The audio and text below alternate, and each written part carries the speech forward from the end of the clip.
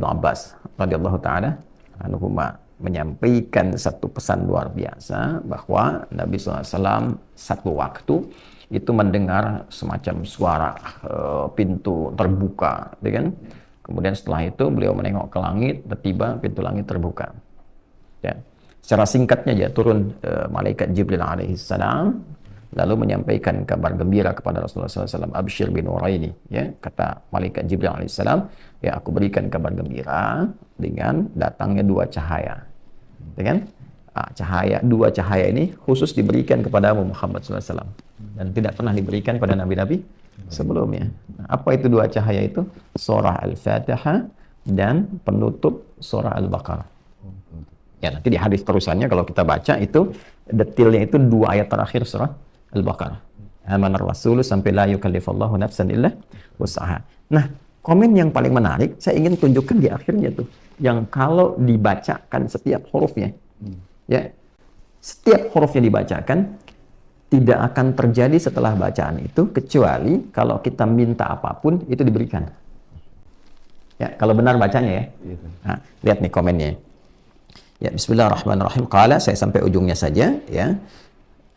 Lan taqra'a bi harfin minhuma illa u'titahu.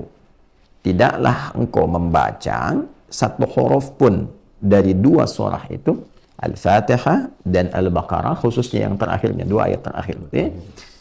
Illa u'titahu, kecuali kalau engkau kemudian berharap sesuatu, berdoa minta sesuatu, setelah itu berpotensi dikabul. Kalau benar berdoanya, ya. Nah, sekarang hadis ini memberikan kesan bahwa surah Al-Fatihah dan surah Al-Baqarah, ya, khususnya dua ayat terakhirnya, kalau kita ambil Al-Fatihahnya dulu, ya, karena pertanyaan tadi di Al-Fatihah, ini memiliki keutamaan yang bisa digunakan untuk tawassul. Tawassul itu menjadikan amal soleh sebagai perangkat yang kita mohonkan dengan amal soleh itu kepada Allah untuk mengabulkan doa atau memudahkan apa yang akan kita kerjakan atau menggapai apa yang kita harapkan. Ya, dari mana Ustadz itu konsep tawasul adanya? Allah langsung sampaikan. Di mana? Surah Al-Maidah ayat berapa? Ayat 35. Ya ayyuhalladzina amanu taqullaha wabtaghu ilaihil wasilah.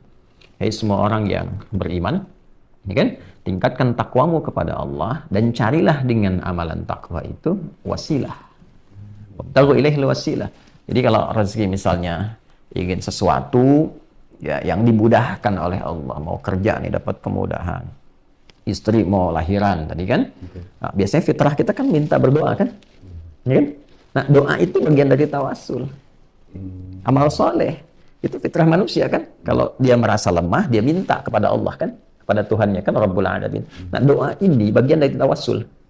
Nah, apa yang dibaca dalam doa ini? Di antara sekian yang bisa kita bacakan dalam doa, surah Al-Fatihah. Nah, jadi Al-Fatihah ini bukan sekedar surah yang diturunkan, ya, surah biasa, tapi surah ini juga bisa berperan sebagai wasilah, ya, yang kita bisa tawasulkan, memohon kepada Allah dengan bacaan surah itu, bahwa Allah mengabulkan hajat kita, mempermudah urusan kita, ya kan? Mengantarkan apa yang kita harapkan, mendatangkan apa yang kita inginkan. Itulah peran Al-Fatihah.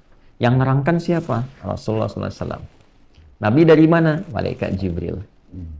Kemudian yang meminta kita membaca itu, bagian dari tawasul, siapa? Allah langsung, Rabbul Alamin, Tuhan kita. Jelas ya? Nah, ini diantara rahasia kenapa kemudian Al-Fatihah dibaca dalam sholat. Fungsi sholat apa? Ya, betul. Dia ada 5 fungsi sholat, ya, yang paling pokok. Dan itu ada di dalam Quran. Di antara 5 ini, menariknya kita kan sholat 5 kali yang pokok kan, yang fardu kan. Nah, 5 kali sholat ada 5 keutamaan dalam Quran. Yang paling pokok tentang sholat. Di antara 5 itu, bila sholat kita benar, itu mempercepat terkabulnya doa. Contoh, Quran surah ke-3 Ali Imran ayat ke-38 sampai 39. Nabi Zakaria kan kisahnya viral kan? Ya kan? Sudah beranjak sepuh, rambut memutih, fisiknya letih, saat yang bersamaan belum dikaruniai keturunan kan? Baik. Apa yang dilakukan oleh beliau? Berdoanya dalam keadaan apa? Dalam keadaan sholat. Ya, tapi nggak boleh ngarang nebak-nebak. Ya kan? Dari mana taunya? Nah, kembalikan ke ayat tadi. Al-Baqarah, Ali Imran, Quran surah ketiga Ali Imran ayat 38 sampai 39. Hunalika da'a Zakaria rabbah. Di mihrab Maryam itu, di mihrab tuh, Nabi Zakaria berdoa, bermohon kepada Rabbnya, pada Allah Subhanahu wa taala. Qala rabbi habli min ladunka dzurriyyatan thayyibah innaka sami'ud du'a. Ya Allah, banyak orang memvonis bahwa istriku tak mungkin punya keturunan. Secara medis, maaf, divonis monofos dan mandul. Karena itu aku bermohon kepadamu saja yang tidak punya batas dalam pemberian. Sifat Allah tuh Wahhab. Kalau kita minta hab, itu pemberi tanpa batas. Engkau pasti mendengar doa hamba. Lalu turun ayat 39. Fanadathul malaikatu wa huwa qa'imun yusalli fil mihrab. Setelah doa itu selesai dilakukan, itu belum selesai sholatnya, baru doanya selesai. Belum selesai sholatnya, ya, baru doanya tuh. Ya, tiba-tiba turun malaikat, sedangkan doa itu masih dipanjatkan, berdiri dalam sholat. Qa'imun yusalli fil mihrab. Sedang berdiri, masih berdiri, belum selesai sholat. Turun malaikat, ya, menyampaikan apa? Annallaha yubashshiruka bi Yahya. Allah kasih kabar gembira, doa kamu dijawab, kamu akan punya anak. Bahkan namanya langsung dari Allah, Yahya. Yang hidup mustahil, kata manusia, lahir dari rahim seorang perempuan yang divonis monofos dan mandul, itu bayi yang hidup, kata Allah, nggak ada yang mustahil bagiku. Jadi dan hidup dia. Ya, disebut dengan apa? Yahya. Ya, di bahasa Latin atau di Eropa dikenal dengan John. Ya, Yahya itu. Yohanes atau John, ya, Yahya, Nabi Yahya alaihissalam. Itu terjadi jawaban itu saat apa? Sholat. Berdoa dalam sholat. Karena itu semua nabi dan rasul, kalau kita baca, lihat amalan mereka, ibadah mereka, itu semuanya sholat.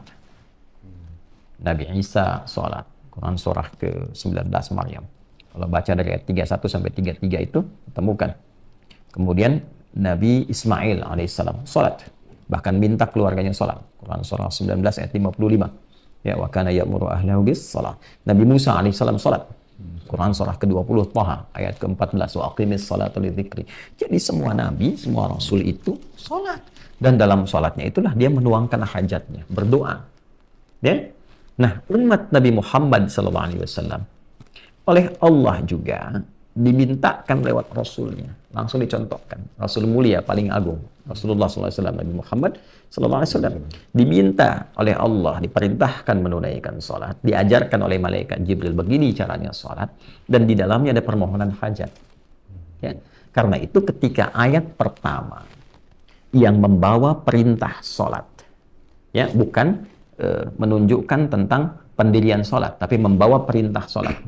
Kalau pendirian itu biasanya dikaitkan dengan iman lalu mendirikan sholat. Seperti Al-Baqarah ayat 3. Alladzina yu'minuna bil ghaibi wa yuqimunas sholat. Kan?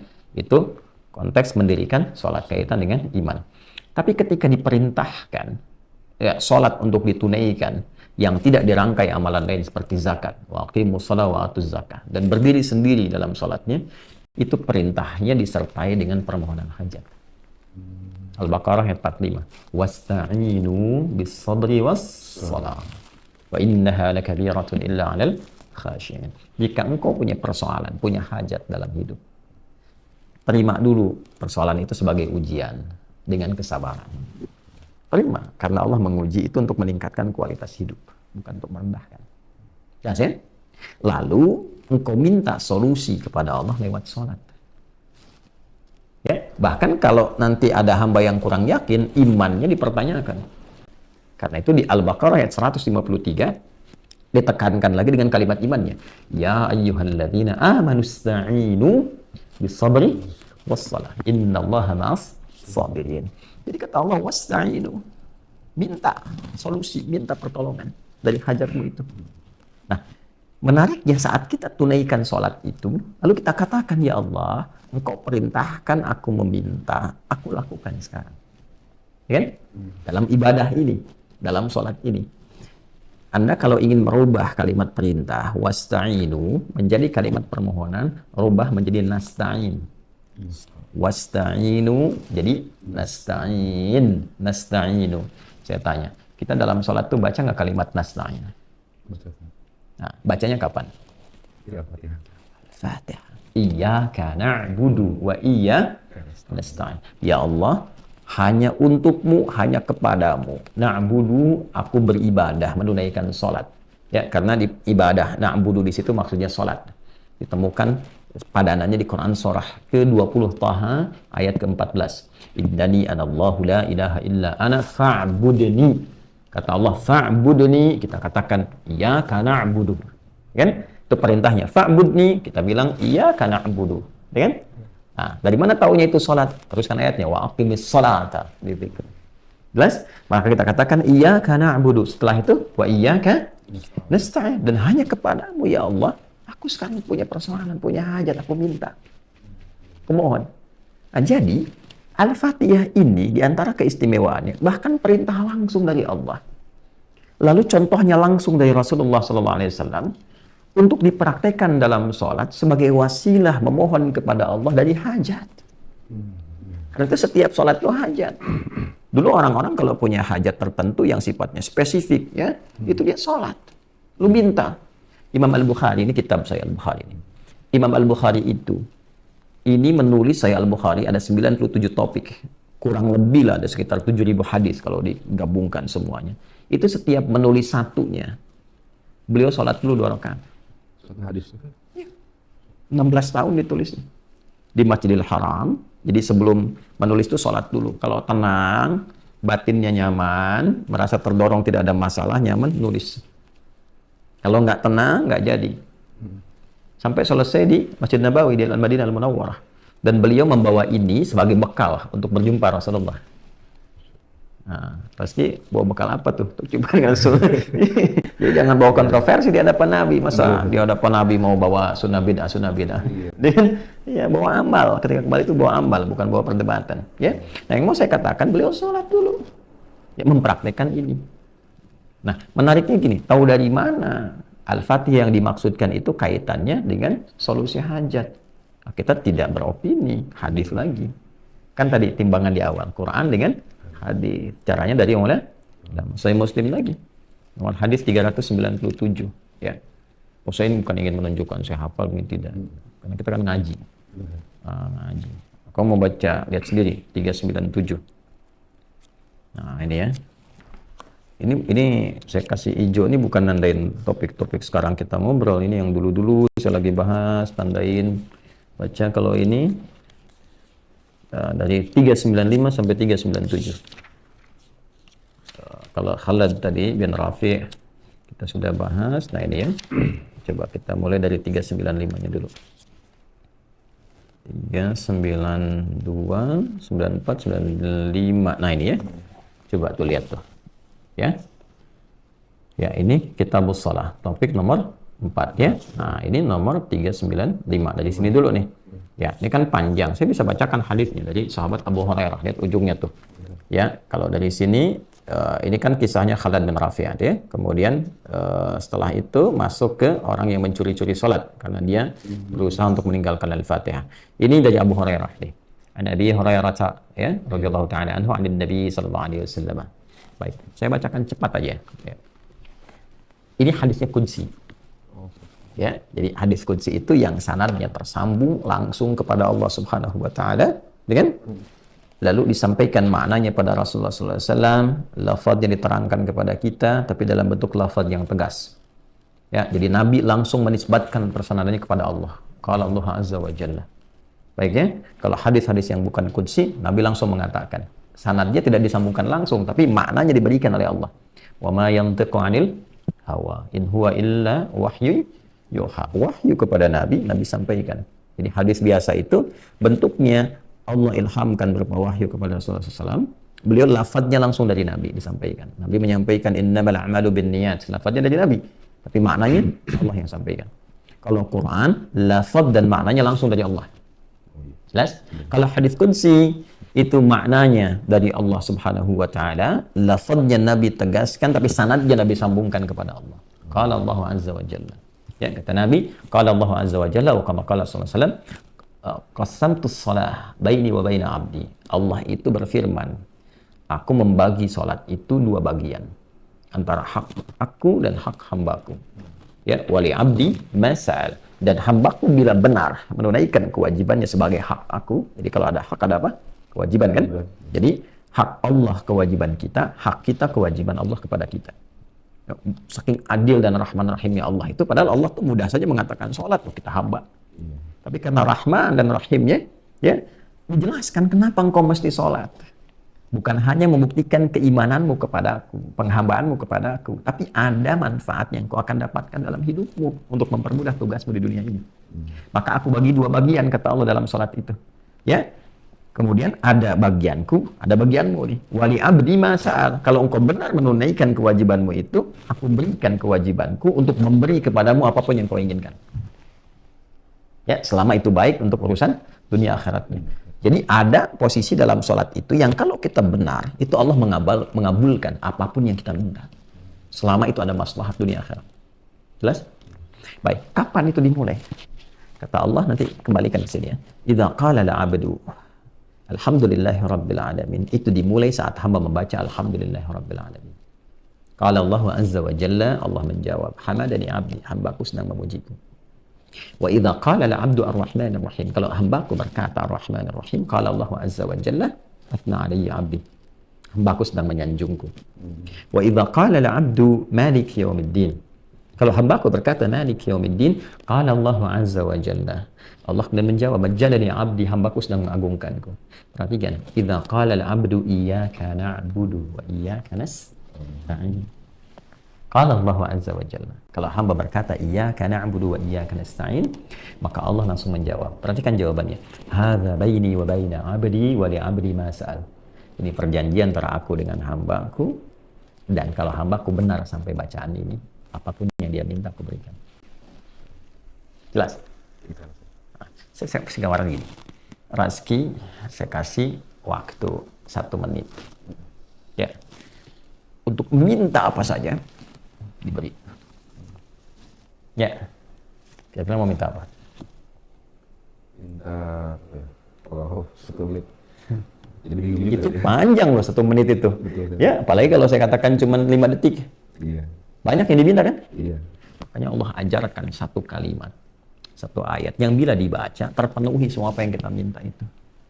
Ihdinas siratal mustaqim. Siratal ladzina an'amta 'alaihim ghairil maghdubi 'alaihim walad dhalin. Itu permintaannya para nabi, orang soleh, orang siddiq. Itu ada di An-Nisa ayat 69. Wa may yuti'illaha war rasul fa ulaika ma'al ladzina an'ama Allahu 'alaihim minan nabiyyin was-siddiqin wasyuhada'i was-shalihin wa hasuna ulaika rafiqa. Gitu. Jadi kembali ke sini saya ingin katakan Al-Fatihah itu istimewa. Karena istimewa, Allah perintahkan kita sholat baca Al-Fatihah. Di antara faidahnya apa? Manfaat keistimewaannya. Supaya saat baca itu kita punya hajat terkabulkan. Mudah. Itulah sebabnya Anda sholat dari subuh ke zuhur kan nggak mungkin nggak punya masalah. Ya kan? Maka ketika dimohonkan dengan benar, bacanya benar, kan? Mohonnya benar, itu dikabulkan, dimudahkan. Makanya butuh contoh dalam ibadah muqayyadah itu. Jelas ya? Makanya dicontohkan oleh Nabi. Nabi contohkan itu supaya apa? Supaya umat-umatnya yang baca benar, urusannya mudah. Itu.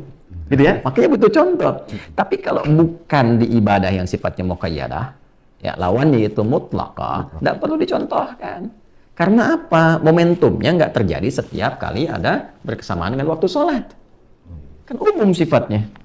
Oh masa ujian harus bersamaan dengan waktu sholat? Rapat bersama? Kan nggak mungkin kan? Ya kan? Nggak selamanya harus sama gitu. Ya, ada ujian, yang ini rapat, yang ini kemudian ada mau pengajian.